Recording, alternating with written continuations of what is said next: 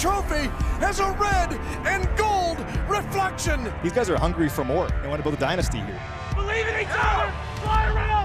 Let's find a way to win. And he's going to be hit. Chris Jones got him in a bear hug. Pacheco blasts into the end zone at the 10-5, leaped to the end zone. Touchdown.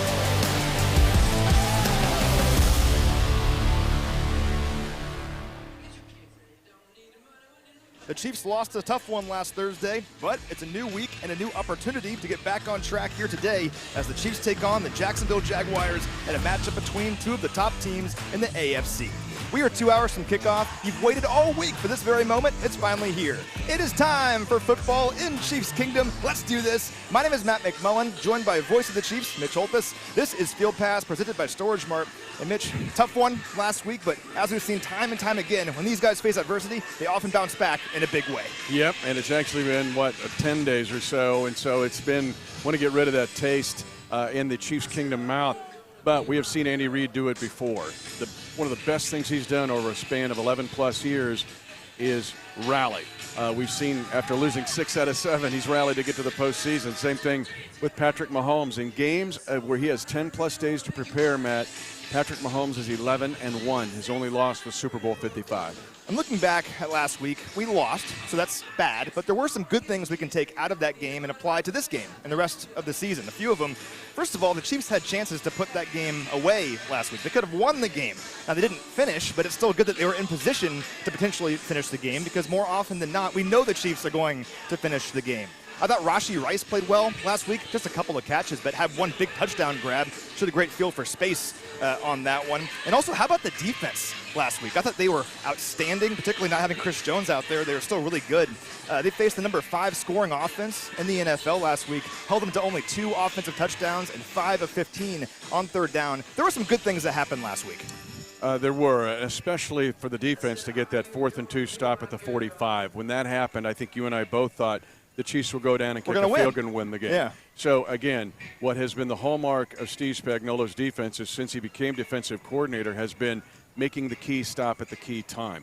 You're not going to slow down these defenses anymore in the NFL, but who steals a possession, who can make the big play big time. You're going to have to do it again today. But that, to me, was the best thing to come out of the Detroit game. And they're getting a reinforcement here today, an all-pro defensive tackle, Chris Jones. Chris, of course, rejoined the team early this week. He practiced all week. Coach Reid said he looked good in practice, and he is going to play here today. We don't know how much he's going to play, but what are your expectations for Chris here in this one? Let's be honest. I'm going to give the Surgeon General's warning here. Read the fine print, right, on the before you scan the barcode, and that is this. We have to be very, very realistic about what we expect from Chris Jones today. It's hot. I mean, this is a hot, humid day. Chris Jones had no training camp.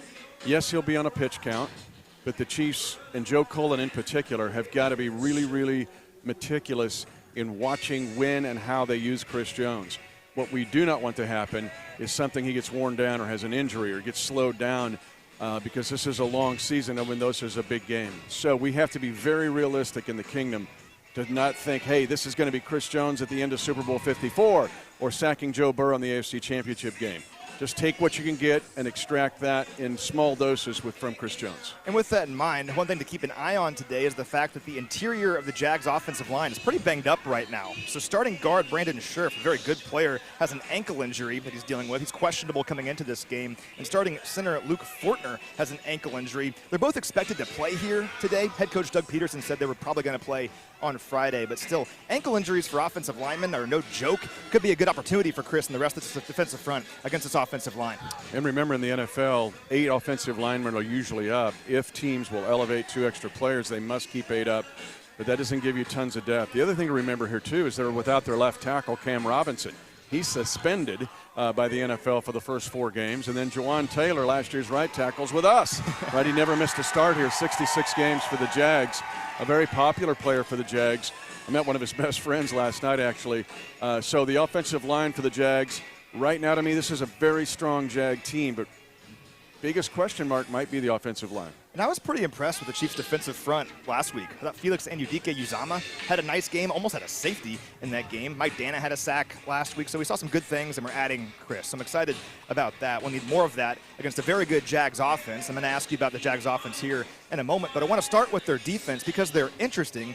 It's led by Josh Allen, not the Bills' Josh Allen. It's the defensive end / linebacker Josh Allen. He had 3 sacks last week in Week 1 against the Indianapolis Colts. He's a very good player. They also have Trayvon Walker on this defense, former #1 overall pick from a few years ago. What stands out to you about this Jags defense?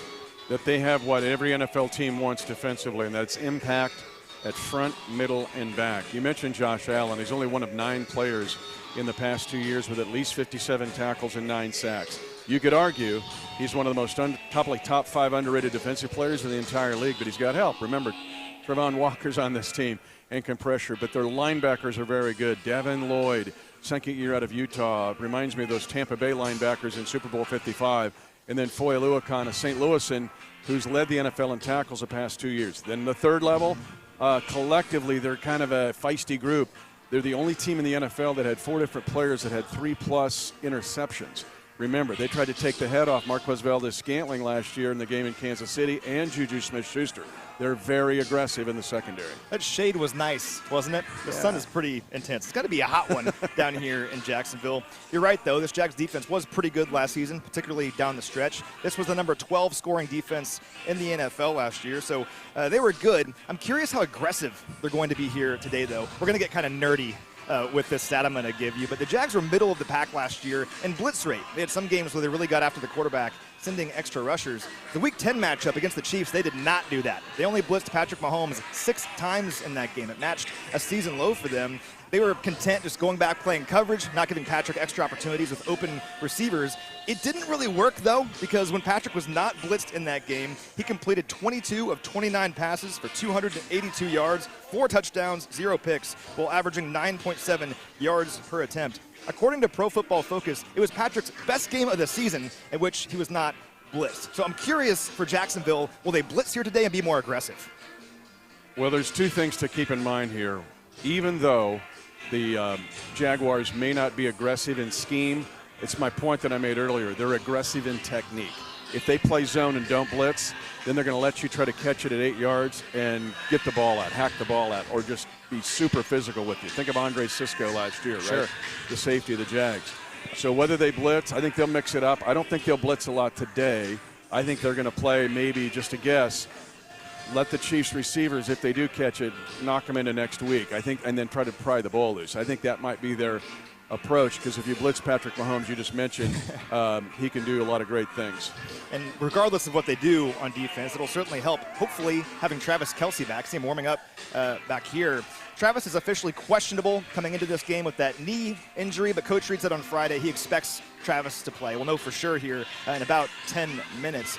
We know what presence Travis has. He's a future Pro Football Hall of Famer. No matter how many snaps he plays, having him as part of this offense today is a big deal if he can play. Let's go back to the divisional playoff win over these guys. He had 17 targets in that game, Matt. That was a career high for Travis Kelce. And 14 catches for 98 yards. So think about that. He was grinding it out. Had a couple touchdowns in that game. 17 targets. I don't think he'll get 17 targets today. But as an ancillary point here, Matt, I did see good things, and as I reviewed the video, from Noah Gray.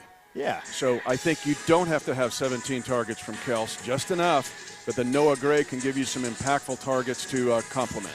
I know how disappointed Travis was that he couldn't play last week. Hopefully he can make a season debut here. I saw him early this morning. I got a feeling he's going to go. I think he'll play today. I want to ask you about this Jags offense now, and it really all begins with Trevor Lawrence at quarterback. Think about last year for him. He was outstanding, particularly down the stretch. When we beat the Jags in Week 10, they fell to 3-7. But after that, Lawrence really took off. They finished 9-8, won their division, won a playoff game, and of course we saw them again in the divisional round. What do you think about Trevor Lawrence's season last year? Did we even call that defending the kingdom slip and surge? Yeah, we did. You called it. You called it. Week 10. So it was then that we saw the Titans slip and these guys surge, and they really haven't stopped since then, other than the loss to the Chiefs in the divisional playoff game. Doug Peterson, who of course is a Coach Reid disciple, played 3 years for Coach and then 7 years as an assistant, is all over Trevor Lawrence here. You can just see his fingerprints all over this team and the quarterback. Matt, he was the most improved quarterback in NFL history from his rookie year to year 2 in quarterback rating elevation. And that's a lot of it is Doug Peterson. And I know your favorite stat is part of that in what they did to alter Trevor Lawrence's game. Yeah, he gets the ball out quickly. That's what he does. That's why this offense is so successful. He had the third fastest average time to throw in the NFL last year at 2.52 seconds. Only Tom Brady and Joe Burrow got rid of the football quicker on average than Trevor Lawrence last season. And he is really, really good when he gets rid of the football in under 2.5 seconds. He's borderline elite. On those throws last year, he completed 75% of them for 2,411 yards, 17 touchdowns, just 3 picks, and a passer rating of 105. Not as good, though, when he holds onto the ball longer. On throws of over 2.5 seconds last year, he completed just 53% of his passes, 1,702 yards, 8 touchdowns, 5 picks, a passer rating of 79.6. It's all to say that if you can deny his first read, all of a sudden it's much harder for Trevor Lawrence. Yeah, and he has still turned the ball over, not interceptions. He's the first player in NFL history to have over 4,000 yards passing, over 25 touchdown passes, and fewer than 10 interceptions last year. But he lost a lot of fumbles, and that's your point. If he can hang on, if you let him hang on to the ball 1 or 2 more clicks, you'll have a chance maybe to wreak some havoc. The other thing is affect the physics of the throw. You and I talk about it all the time. It's affecting the aerodynamics of the throw. Harder to do with a 6'6" quarterback. Holthus is great at it. He had 7 passes defense last year, best among the rookies in the NFL. Hands up. If they're looking on a quick slant or a 2-step drop and a fade to Calvin Ridley, you can still affect the physics of the throw. It's what Carlos Dunlap did to Burrow last year on that sack by Chris Jones. So it's not all just sacks, it's affecting physics. And George Karlaftis had a swat at the line of scrimmage last week, I believe. Mike Dana had one. Justin Reed had a big one on that 4th down play near the end of the game. Let's do more of that here today. It could go a long way in stopping this Jacksonville offense. That's important because they have a shiny new weapon on offense and wide receiver Calvin Ridley. Now, Ridley was a really good player for Atlanta for a couple of years. He missed all of last season. He was suspended for gambling, but he's back now. What a debut for him last week for the Jags. He caught 8 passes for 101 yards and a touchdown in that game, and big plays, too. I mean, he had grabs of 24 yards, 29 yards, and 14 yards. Just a really dynamic player. You only have to go back to the COVID year of 2020 when he was with the Atlanta Falcons. He had almost 1,400 yards receiving, $130 against the Chiefs in a game at GEHA Field at Arrowhead Stadium where the Falcons almost upset the Chiefs in that 14-2 2020 season. Ridley changed everything for this team. He makes all of these other pass catchers on this team better. You have to defend Ridley first. I talked to Spags about it this week. That's where you start. He'll be a challenge here today. Another challenge, and speaking of dynamic, is their running back in Travis Etienne, a very good player, one of the better runners in the NFL. And for more on Etienne, I caught up with Charles Davis from CBS Sports earlier this week. All right, we're joined now by Charles Davis from CBS. He'll be on the call for today's game. And Charles, I want to ask you about one of the more dynamic players in the NFL today. It's Jags running back Travis Etienne. He had a great season last year. He had more than 1,400 yards from scrimmage. When you turn the tape on, what stands out to you about him? Same things I saw in college stats, a really dynamic runner and a guy who will eat carries. In other words, the more you give it to him, the happier he is. And it tends to get better as the game goes along. He's one of those ones who will wear down a defense if he gets 20 carries or more, although I don't know that that's really what Jacksonville wants to do on offense.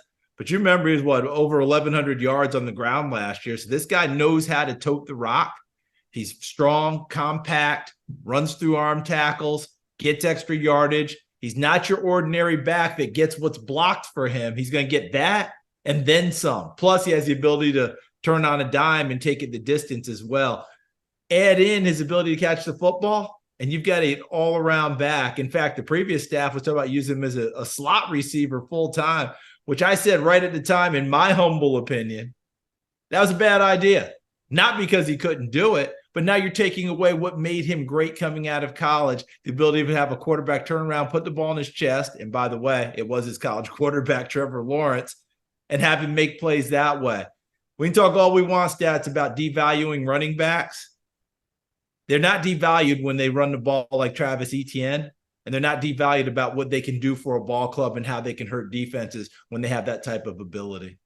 Yeah, he's really just a versatile, impressive player. When you look at the story of the Jags season last year, they struggled out of the gate, but once he got going during the second half of the season, they won a lot of games and eventually won that division. Now, the good news for the Chiefs is we, of course, played the Jags twice last year, and in both of those games, ETN didn't top 80 yards from scrimmage in either. How can the Chiefs keep that up here in this game defensively and make sure ETN doesn't have a big game?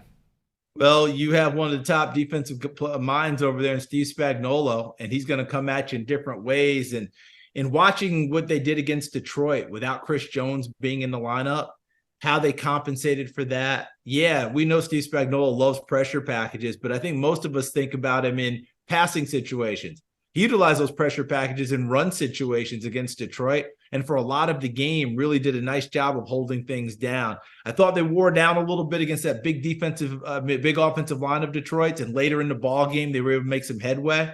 But all in all, Spags will do the same thing. Take away those gaps, take away cutback lanes, and have as many shirts to the football. I imagine they'll be wearing white, although if you're Jacksonville, you may want to put them in red because it's planning on being hot out there. But however they want to do it, whatever jersey color they're wearing, have as many people there as possible to make sure he can't squirt free on a second or a third effort, and all of a sudden he's leaving everyone in the dust. And I think they've done a nice job of doing that before. Getting people there, first guy, even if he misses, there's a second, a third, a fourth guy there. That's what you have to do to continue to hold down Travis Etienne and his possibilities in carrying it and catching it. Yeah, this guy is a challenge. I think rally tackling should be the theme this week against the Jags and specifically against Etienne. Like I mentioned, they did a great job against him last year. Hopefully they can do the same here today against Jacksonville. Charles, awesome stuff, man. Really appreciate your time. Thanks for having me, Stats. You take care of yourself. Hope to see you again soon. All right, great stuff there from Charles Davis. Mitch, we just got the inactives for today's game. Let's go over those. Lots of good news for the Chiefs. This was a surprise. He missed Wednesday and Friday, so I Yep. thought he maybe – and then LaMichael Pirine was brought up in standard elevation. So a bit of a surprise that Clyde's going to go. Yep, but Clyde is active, and also we knew this already, but Chris Jones also active for this game. So we'll see how many snaps both Travis and Chris get here in this one. Well, if the sun stays behind this cloud, it'll help Chris Jones today. The shade is great. You know, I'm not as worried about Kels as I am about Chris Jones, because Kels had all training camp, right? It was some camp was hot and tough. But again, the Chiefs will be I think they'll watch it very closely with both of those guys and not just pour everything into them. And again, as fans, don't expect either one of those guys to just be right at their highest level. We're not playing Madden here.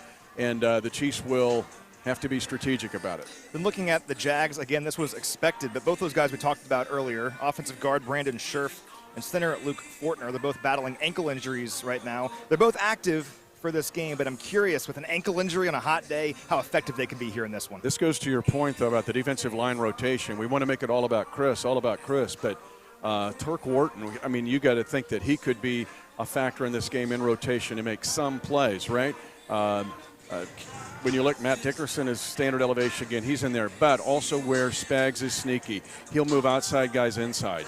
Mike Dina makes some of his best plays inside. You'll see sometimes maybe Felix come inside on a twist, but it's also guys inside that normally you think of as outside making plays perhaps against those banged up inside offensive linemen. Yeah, it'll be a challenge for both teams here today. I'm going to leave you all with this, though. Today is Patrick Mahomes' birthday. The last time Patrick played on his birthday was in college, his junior year at Texas Tech. They played Louisiana Tech, won like 55-49 or something. And in that game, Patrick threw for 470 yards, 5 touchdowns, and 0 interceptions. Heck of a birthday celebration. Let's do that again here today against the Jags. The Chiefs aim to get back on track. What do you think? Spoiler alert, my opener on the radio, the game day setup, is about birth moms. This is about Randy Mahomes. Randy, thank you for Patrick. His 28 revolutions around the earth. Yes. The last 7, or at least 6, we thank you very much for those. Thank you, Randy. Buddy. We are forever in your debt. For Mitch Holthus, I'm Matt McMullen. Thank you so much for watching, everyone. Let's go get a victory.